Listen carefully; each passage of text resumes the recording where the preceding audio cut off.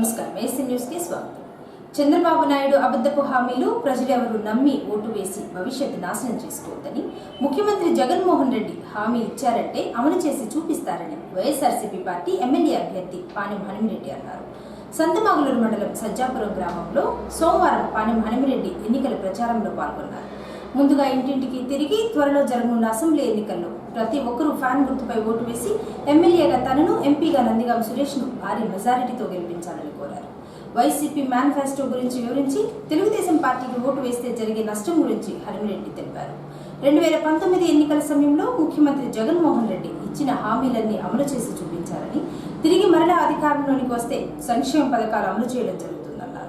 చంద్రబాబు నాయుడు ఇచ్చే అన్ని దొంగ హామీలు ప్రజలెవరూ నమ్మవద్దని, 2014 ఎన్నికల సమయంలో కూడా అనేక హామీలు ఇచ్చి చేసిందేమీ లేదన్నారు. మే 13వ తేదీన జరిగే అసెంబ్లీ ఎన్నికల్లో ప్రతి ఒక్కరూ ఫ్యాన్ గుర్తుపై ఓటు వేసి భారీ మెజారిటీతో గెలిపించాలని హనుమిరెడ్డి పేర్కొన్నారు.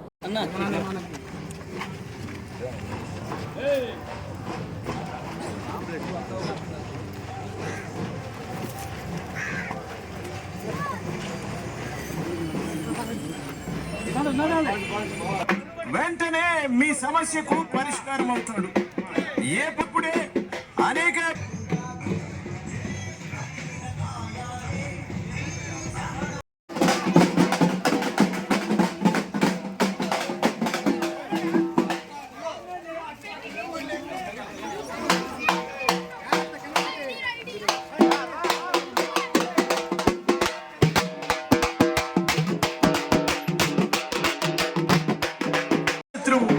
ఉన్నత విద్యావంతుడు సౌమ్యుడు మీ అందరి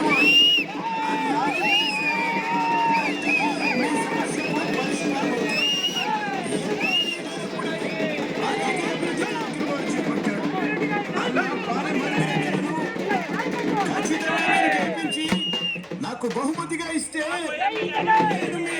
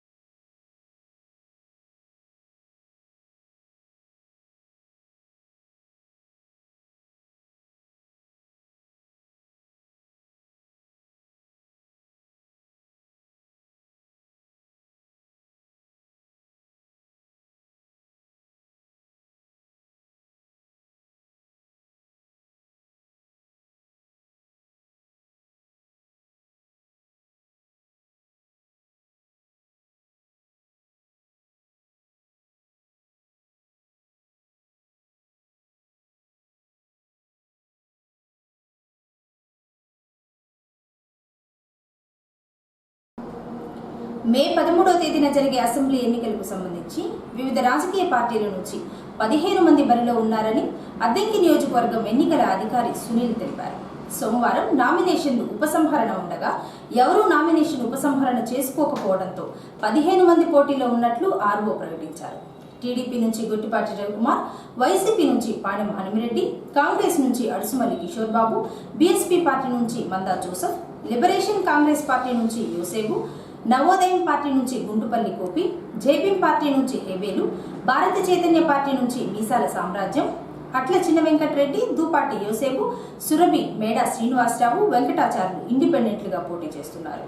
వీరికి ఎన్నికల అధికారి సునీల్ పార్టీ గుర్తులు కేటాయించారు. విత్డ్రాయల్ కూడా టైం అయిపోయిన తర్వాత ఫైనల్గా అద్దంకి అసెంబ్లీ నియోజకవర్గానికి 15 మంది కంటెస్టింగ్ క్యాండిడేట్స్ ఉన్నారు. ఎవరు కూడా వ్యాలిడ్ నామినేషన్స్లో కూడా 15 వచ్చాయి. ఎవరు కూడా వ్యాలిడ్ నామినేషన్స్ 15 మంది తర్వాత ఎవరు కూడా విత్డ్రా చేసుకోలేదు. కాబట్టి ఫైనల్గా 15 మంది అద్దంకి నియోజకవర్గంలో కంటెస్టింగ్ క్యాండిడేట్స్. అసెంబ్లీకి. చంద్రబాబు నాయుడు అంటే అభివృద్ధికి మారుపేరని, ఆంధ్రప్రదేశ్ రాష్ట్ర అభివృద్ధి చంద్రబాబుతోనే సాధ్యమవుతుందని, వైసీపీ పాలనలో ఆంధ్ర రాష్ట్రాన్ని అన్ని విధాలుగా నాశనం చేశారని అద్దెంకి శాసనసభ్యులు గొట్టిపాటి రవికుమార్ అన్నారు. సంతమాగలూరులో సోమవారం ఎమ్మెల్యే రవికుమార్ ఎన్నికల ప్రచారంలో పాల్గొన్నారు. ముందుగా ఎమ్మెల్యే ఇంటింటికి తిరిగి మే 13వ తేదీన జరిగే అసెంబ్లీ ఎన్నికల్లో సైకిల్ గుర్తుకు ఓటు వేసి తనను భారీ మెజారిటీతో గెలిపించాలని కోరారు. వైసీపీ పాలనలో ప్రజలు ఏ విధంగా నష్టపోయారు, తిరిగి మరలా వైసీపీకి ఓటు వేస్తే జరిగే నష్టం గురించి ఓటర్లకు రవికుమార్ వివరించారు. దర్శి నియోజకవర్గం తెలుగుదేశం పార్టీ ఎమ్మెల్యే అభ్యర్థి గొట్టిపాటి శ్రీలక్ష్మి తరపున సోమవారం ఎమ్మెల్యే రవికుమార్ దర్శి నియోజకవర్గం కురిచేడులో ఎన్నికల ప్రచారంలో పాల్గొని మాట్లాడారు. ప్రతి ఒక్కరూ సైకిల్ గుర్తుకు ఓటు వేసి శ్రీలక్ష్మిని భారీ మెజారిటీతో గెలిపించి అసెంబ్లీకి పంపించాలని కోరారు. కూటమి అభ్యర్థిగా తెలుగుదేశం పార్టీ క్యాండిడేట్గా పోటీ చేస్తున్న సంగతి మనందరూ తెలిసిందే. వాళ్ళ రాష్ట్రంలో పరిస్థితులు ప్రత్యేకంగా చెప్పనక్కర్లేదు. ఇవాళ వైఎస్ఆర్ ప్రభుత్వం ఏర్పడిన తర్వాత రాష్ట్రాన్ని ఏ పరిస్థితికి తీసుకొచ్చారో మీ అందరికీ తెలియదు కాదు. రాష్ట్రాన్ని సర్వనాశనం చేశారు. ఖచ్చితంగా మనం చంద్రబాబు గారి నాయకత్వంలో ఎన్డీఏ కూటమి రాబోయే రోజుల్లో 170 సీట్లకి 160 సీట్లతో ఖచ్చితంగా గెలిచిద్దని చెప్పి కూడా మేము అందరూ తెలియజేస్తా ఉన్నాము. అదేవిధంగా మా ప్రధాని గారైన గొట్టిపాటి హనుమంతరావు గారి గురించి మీకు తెలియదు కాదు. ఆ రోజు పాపారావు గారు నుంచినప్పుడు ఎలక్షన్కి ఏ విధంగా కష్టపడి ఇక్కడ పనిచేసిన సంగతి కూడా మనందరం కూడా ఒకసారి గుర్తు చేసుకోవాలి.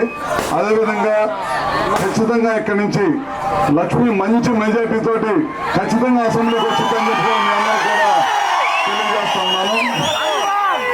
ఇంకొకసారి మనం గమనించాల్సింది ఏంటంటే జగన్ గారు ప్రతి గ్రామంలో కూడా ప్రతి చోట కూడా ఒకటే చెప్తా ఉన్నారు, సంక్షేమంలో నేను చేసినంతగా ఎవరు ఎక్కడ చేయలేదనే అబద్ధాన్ని కూడా నిజం చేసి చెప్తా ఉన్నాడు. మనందరం గమనిస్తూ ఉన్నాం. అమ్మఒడి ఇస్తా అని చెప్పాడు, ఇద్దరికి ఇస్తా అని చెప్పి ఊరంతా తిరిగారు, రాష్ట్రం అంతా తిరిగారు, పాదయాత్ర చేస్తా జనాన్ని మోసం చేశారు. ఒకరికి ఇచ్చారు, ఒకరికి వదిలేశారు. 15,000 ఇస్తా అన్నారు, మళ్ళీ 13,000 చేశారు. గెలిచిన తర్వాత 5 సంవత్సరాలు ఇస్తా ఉన్నారు, దాన్ని 3 సంవత్సరాలు ఇచ్చేసి వదిలేశారు అన్నమాట. అదేవిధంగా 45 సంవత్సరాలకి ఎస్సీ ఎస్టీ బీసీ మైనార్టీలకి 45 సంవత్సరాలకి పెన్షన్ ఇస్తామని చెప్పారు. అది ఇవ్వకపోగా 2,000 చేసిన పెన్షన్ మనం 200 నుంచి 2,000 చేస్తే ఆయన 2,000 నుంచి 3,000 చేయడానికి దాదాపు 5 సంవత్సరాలు పట్టింది. మీ అందరూ కూడా అది కూడా ఒకసారి గమనించాల్సిన అవసరం ఉందని చెప్పి కూడా అంటున్నారు.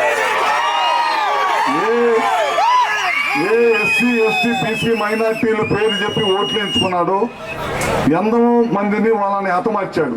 ఇవాళ డాక్టర్ సుధాకర్ ఉన్నాడు. ఎంత కష్టపడి వాళ్ళ తల్లిదండ్రులు పేద కుటుంబంలో పుట్టి ఎంత కష్టపడి వాళ్ళ తల్లిదండ్రులు చదివించుకున్న సంగతి ఒక డాక్టర్గా ఎంత కష్టపడితే ఆ డాక్టర్ అయ్యాడో మనందరికి తెలియని విషయం కాదు. మేము పేషెంట్ల దగ్గరికి వెళ్ళాలంటే ఇబ్బంది ఉంది. మీరు మాస్కులు ఇస్తే మాకు కానీ పేషెంట్లకు కానీ ఇబ్బంది లేకుండా ఉంటుంది. మేము వైద్యం మెరుగైన వైద్యం అందిస్తామని చెప్పినందుకు అతన్ని పిచ్చోడి కింద చేసి చేతులు కట్టేసి రోడ్డు మీద పడేసి ఏ విధంగా అతను చచ్చిపోవడానికి కారకులయ్యారో మీకు తెలియని విషయం కాదు. అదేవిధంగా ఒక ముస్లిం కుటుంబం కర్నూలులో ఏ విధంగా చనిపోయారో మన అందరికీ తెలుసు. అదేవిధంగా చీరాల్లో కిరణ్ అనే కుర్రాడు ఏ విధంగా చనిపోయాడో మనందరికీ తెలుసు.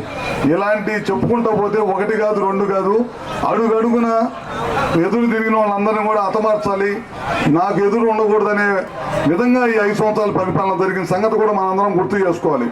ఈ రాష్ట్రాన్ని సర్వనాశనం చేశారు. ఈ రాష్ట్రంలో స్వతంత్రం వచ్చిన తర్వాత 70 సంవత్సరాల్లో ఎంతో మంది ముఖ్యమంత్రులు పనిచేశారు, కానీ ఎప్పుడు కూడా ఈ విధమైన పరిపాలన నాకు తెలిసి మనం ఎప్పుడు కూడా చూసి ఉండవు అనమాట. ఎక్కడైనా ఒక ముఖ్యమంత్రి పనిచేస్తే ఇంకో ముఖ్యమంత్రి వచ్చిన తర్వాత ఇంకా కాంపిటీషన్ ఇంకా బాగా చేయాలని చెప్పి కోరుకుంటూ ఉంటారు అనమాట. ఈ ముఖ్యమంత్రి అయితే గతంలో మనం చేసిన పనుల్ని పోలవరం కానీ రాజధాని కానీ ఇవన్నిటిని కూడా నిలిపేసేసి ఇబ్బంది పెట్టి వాళ్ళ రాజధాని రాష్ట్రంగా మన రాష్ట్రాన్ని తయారు చేశాడంటే మీ అందరూ కూడా అర్థం చేసుకోవాలి. అదేవిధంగా పోలవరం దాదాపు కొన్ని లక్షల ఎకరాలకి నీళ్ళు అందించే పోలవరం ప్రాజెక్టు 70% కట్టిస్తే దాన్ని సర్వనాశనం చేసేసి ఇవాళ అట్లానే వదిలేశారు. ఇవాళ ఆంధ్ర రాష్ట్రం గతంలో పక్కనున్న రాష్ట్రాలతో తెలంగాణ ఏ స్థాయికి దిగజారిపోయిందో మనందరం కూడా ఒకసారి అర్థం చేసుకోవాలి. అదేవిధంగా మన చంద్రబాబు నాయుడు గారు రేపు ఎలక్షన్ మేనిఫెస్టో రిలీజ్ చేశారు. మీ అందరూ కూడా చూసి ఉంటారు. ముఖ్యంగా మహిళలకి 3 గ్యాస్ సిలిండర్లు ఇవ్వటం కానీ, అదేవిధంగా ఆర్టీసీ జిల్లా పరిధిలో ఆర్టీసీ ఛార్జీలు మనకు ఉచితంగా ఆర్టీసీ పోసి ఇవ్వటం కానీ, అదేవిధంగా అమ్మఒడి వాళ్ళు ఒకరికి ఇస్తే మనం ఎంతమంది పిల్లలు ఉన్నా సరే వాళ్ళందరికి ఇవ్వాలనేది ఇట్లా బీసీ చట్టం, ముఖ్యంగా బీసీలని ఈ పార్టీ అధికారంలోకి వచ్చిన తర్వాత చాలా పెద్ద ఎత్తున బీసీలని హతమార్చడం కానీ, కొట్టడం కానీ, కేసులు పెట్టి ఇబ్బంది కానీ, ఎందుకంటే తెలుగుదేశం పార్టీకి అండగా ఉండాలనే ఉద్దేశంతో ఇవన్నీ చేసిందనమాట. అందుకని మనం ప్రత్యేకమైన దృష్టి పెట్టి బీసీకి చట్టం తీసుకొచ్చి బీసీలు అందరూ కూడా 50 సంవత్సరాలకు పెన్షన్ ఇవ్వాలనేది కూడా నిర్ణయం తీసుకున్న సంగతి కూడా మనందరం కూడా ప్రజల్లోకి తీసుకెళ్లాల్సిన అవసరం ఉంది. ఇట్లా చెప్పుకుంటూ పోతే ఎన్నో కార్యక్రమాలు గతంలో మనం చేసాం. అన్నా క్యాంటీన్ ఇచ్చాము, విదేశీ విద్య చదువుకున్న పిల్లలకి విదేశాలు పోవడం కోసం విదేశీ విద్యకి 10 లక్షల రూపాయలు ఇచ్చాము, పెన్షన్ ఇచ్చాము, 200 నుంచి 2000 రూపాయలు పెన్షన్ చేశాము. ఇట్లా ఎన్నో సీఎం రిలీఫ్ ఫండ్లు, ముఖ్యమంత్రి సహాయ నిధి కింద అయితే చాలా పెద్ద ఎత్తున చేశాం అనమాట. ఇవాళ ఆరోగ్యశ్రీకి కూడా అనారోగ్యం పట్టే స్థాయికి ప్రభుత్వం తీసుకెళ్ళిందంటే దాన్ని బట్టి మీ అందరూ కూడా అర్థం చేసుకోవాల్సిన అవసరం ఉందని చెప్పి కూడా మరొకసారి తెలియజేసుకుంటూ, ఖచ్చితంగా మీ అందరూ కూడా ఈసారి సహకరించాలి. ఎందుకంటే మీ అందరికీ తెలియని విషయం కాదు, దర్శిలో గత 5 సంవత్సరాల నుంచి మనం చాలా ఇబ్బందులు పడ్డాం. చంద్రబాబు నాయుడు గారు పిలిచి మీ ఇంట్లో అమ్మాయిని పెట్టమని ప్రత్యేకంగా చెప్పడం వల్ల మా అమ్మాయి అక్కడ డాక్టర్గా పనిచేస్తున్నా సరే నువ్వు వచ్చి ఇక్కడ నిలబడి నేను చెప్పడం ఏమంటే వచ్చి నిలబడింది. గేదెలు మేపుకోవడానికి వెళ్లిన దళితులపై దాడి చేసిన గుంటుపల్లి అగ్రకుల నిందితులను తక్షణమే అరెస్టు చేయాలని, దళితులపై పెట్టిన కేసును వెంటనే ఎత్తివేయాలని దళిత హక్కుల పరిరక్షణ సమితి అధ్యక్షులు నీలం నాగేంద్రరావు జిల్లా ఎస్పీ వకుల్ జిందాల్ను డిమాండ్ చేశారు. అద్దంకి అంబేద్కర్ భవనంలో ఏర్పాటు చేసిన మీడియా సమావేశంలో నాగేంద్రరావు మాట్లాడారు. బల్లికొరవ మండలం సూరేపల్లి గ్రామానికి చెందిన గోగులమూడి నాగేంద్రం అనే ఎస్సీ మహిళ గేదెలను మేపుకునేందుకు పొలానికి వెళ్ళగా గేదెలు పక్క పొలంలోకి వెళ్ళగా బండారు శేషయ్య కుమారుడు శ్రీరామ్ నాగేంద్రంపై దాడి చేశారు. తన తల్లిపై దాడి చేసిన ఘటన చూసిన కృష్ణ, శేషయ్య శ్రీరాములను ప్రశ్నించారు. కులం అహంకారంతో కర్ర తీసుకుని చితకబాదారు. బీడు భూముల్లో గేదెలను మేపుకోవడం తప్ప అని బాధితురాలు ప్రశ్నించింది. మా పొలం వైపుకు వస్తే చంపేస్తామని శేషయ్య, శ్రీరాములు హెచ్చరించగా బాధితులు పోలీస్ స్టేషన్ను ఆశ్రయించగా కేసు తీసుకోకుండా హాస్పిటల్లో చేరండి, సర్టిఫికేట్ తీసుకొని రండి అంటూ చెప్పి పోలీసులు కౌంటర్ కేసు నమోదు చేశారని, బాధితులకు న్యాయం జరిగే వరకు పోరాటం చేస్తారన్నారు. బల్లిపురం మండలం సూర్యపల్లి గ్రామంలో ఈ నెల 24వ తేదీన బర్రెగొడ్లు మేపుకోవడానికి వెళ్ళిన ఎస్సీ మాలపలస్తుల పైన పక్కనున్న గుంటుపల్లి గ్రామ ఓసి కమ్మ కులస్తులు దాడి చేశారు. ఎందుకు దాడి చేశారంటే వీళ్ళు గోగులమూడి నాగేంద్రం అనే ఆమె ఇప్పుడు వీళ్ళందరూ కూడా గ్రామాల పొలాలు ఉన్నాయి. బీడు భూముల్లో బరిగొడ్లు మేపుకుంటుంటే బరిగొడ్లు పక్కనున్న పొలాల్లో పడ్డాయని చెప్పి వాళ్ళు గోగులమూడి నాగేంద్రం మీద బండారు శ్రీరామ్ అనే కుర్రాడు దాడి చేసి కథతో దాడి చేసి ఆమెను గాయపరిచాడు.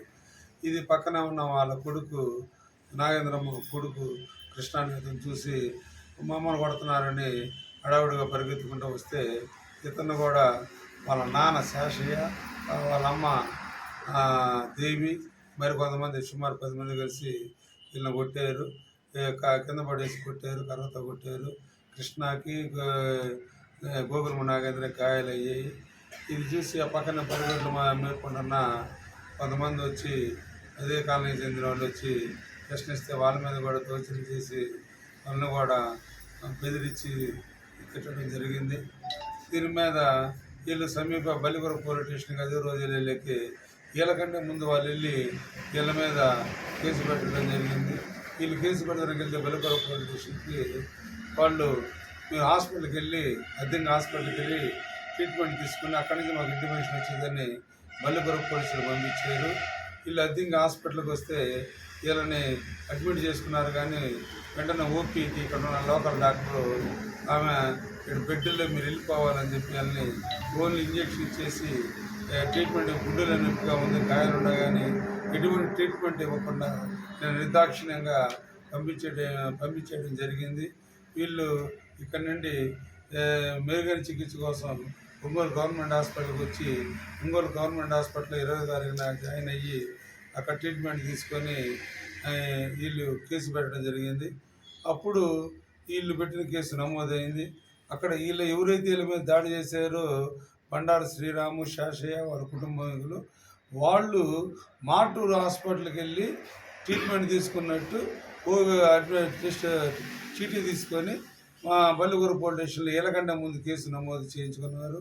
కాబట్టి మేము మేము చేస్తున్న ఈ కేసుని బాపట్ల ఎస్పీ ఒకుల్ జిందాల్ గారు బాపట్ల డిఎస్పీ మురళీకృష్ణ గారికి ఇన్వెస్టిగేషన్ బాధ్యత అప్పచెప్పారు. దాంట్లో భాగంగా మేము చేస్తున్న డిమాండ్ ఏంటంటే దళిత ఇద్దరు తెలుగుదేశం పార్టీకి చెందిన వాళ్ళేను వీళ్ళు బరిగొడ్లు చేలు మైసాయని పడ్డాయని సూర్యాపల్లి గోగులు నాగారు బరిగొడ్డు దొరుకుని వెళ్ళాను. అక్కడికి వెళ్ళి నేను మంచినీళ్ళు తాగుతుంది వెళ్ళి 2 బరిగొడ్లు చేలోకి ఎక్కింది సార్. చేలో అయితే ఏం లేదు, వచ్చేయని ముక్కదాని కళ్ళు కూడా వేసుకున్నారు. వాడు పక్కలోడు చెప్పారు ఆ చేలోకి ఎక్కని కాకుండా పెట్టి వాళ్ళు వస్తున్నారని చెప్పారు సార్. నేను కిందకు తోలి కూర్చున్నాను సార్. కూర్చున్న దాన్ని అమ్మలు ఎక్కలు తెచ్చుకుంటా వచ్చి లేబర్ నా కొడుకుని మాలమ్మ నా కొడుకులు అందరూ ఈ చుట్టుపక్కల ఉన్నారు. రోజు మీకు చదువు చెప్పాలని చెప్పి పక్కన నుండి అతను కర్ర తీసుకొని కొట్టాడు సార్. కొట్టేసరికి అడ్డం పడ్డాను నేను అడ్డం పడేసరికి చుట్టూ జనం గమ్ముకున్నదికే మా చిన్న కొడుకు వచ్చాడు సార్. వచ్చి ఏం జరిగింది ఏందని మమ్మల్ని కొట్టేది ఏందని ఇక్కడ వాళ్ళిద్దరూ గొడవ అంతలేక వాళ్ళ అక్కడ ఉన్న అరుగు పోసే వాళ్ళందరూ వచ్చి వాళ్ళ నాన్న వచ్చాడు, వాళ్ళ అమ్మ వచ్చింది. వచ్చి ఇక మా అబ్బాయిని కాలువలో పడేసారు. కాలువలో పడేసి ఇక కొట్టేసరికి మేము ఏం చేసామంటే ఇక మేమిద్దరం అయ్యాం సార్. వాళ్ళు 10 మంది అయ్యారు. తర్వాత మాకు వీళ్ళందరూ వచ్చారు సార్.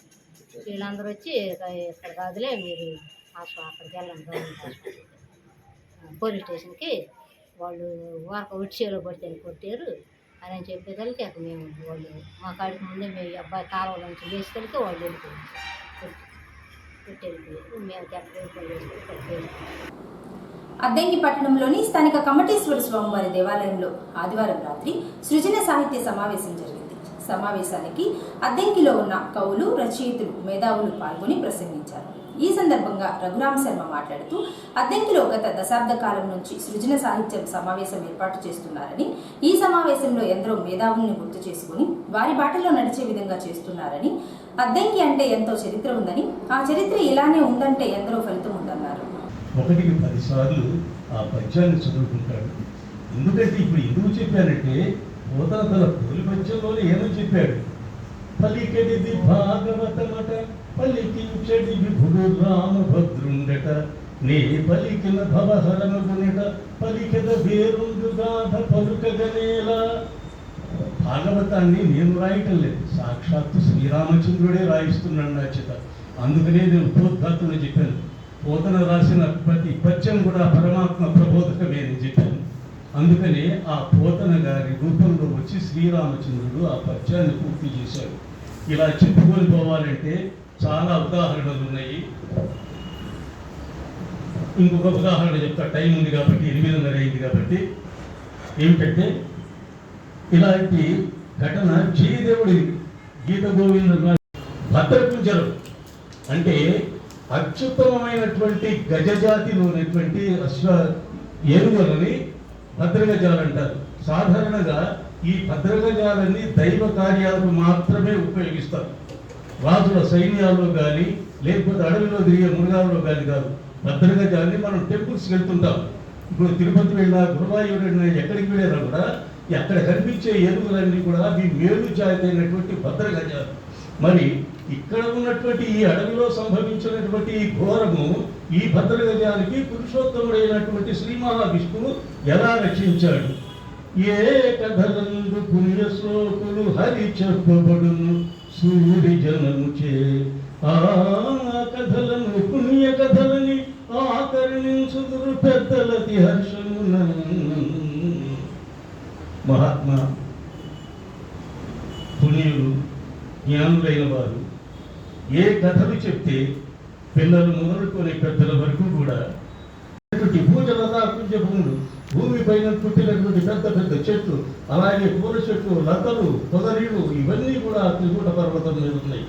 అంతేకాకుండా బ్రోసి పరతెంచు సెలయేటి మొత్తములను బాగా చల్లటి తెల్లటి చక్కటి నీటితో తీయటి నీటితో ప్రవహించేటటువంటి గలగల పారే సెలయేళ్ళు ఉన్నాయి.